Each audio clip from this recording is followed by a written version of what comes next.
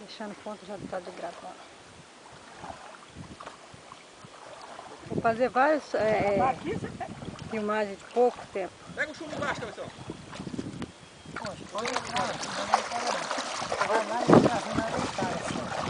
Pegar e arrastando no chão.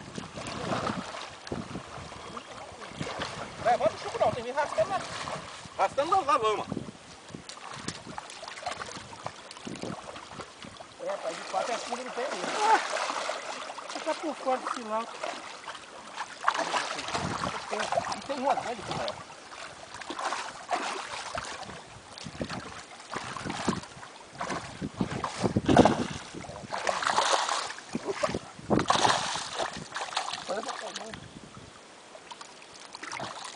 Ah, tá, bichinha. Olha o balde, olha o balde. Olha lá, não deixa ele embaixo não. Aí, certo. No chão. Aí.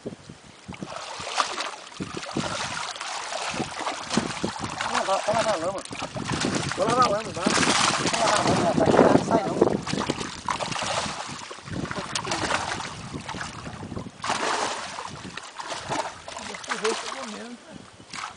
Não, nós vamos ter no meio. Só pegar o bolho ali no balde, muita lama. Tá aqui? É. Já sabe que tem muito maior. Aí. Fica tá rajado. Não, põe não. Aí ele não para aí não, filho. Cadê o saco? O saco que eu... Não tem maior que isso. Eu quero botar lá naquele buraco lá dentro de casa. Começado. Dentro daquela caixinha de água, você solta um dentro daquela caixinha de água lá, velho. Não tem a caixinha lá? Lava aqui, Miguel, lava aqui. Em casa? Não, aquela caixinha dos gatos de água. Solta, leva um desse amarelinho e solta lá. O quê? O tambaqui? Tambaqui não. Não adianta não. Morre. Foi soltada no renal do Luiz morre. Sal do gado. Sal da boca do boi. Agora eu tirar a Aí.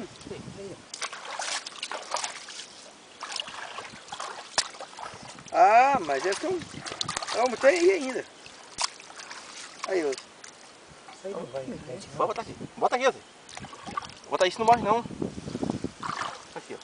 Eu quero tirar, pô. Eu tenho que tirar, o tanto eu tirar aqui é melhor pra mim. Porque aí eu boto ela lá no córrego. Eu quero botar um bocado no córrego lá embaixo. Só inverter o saco agora. Não tem mais. hein? Hã?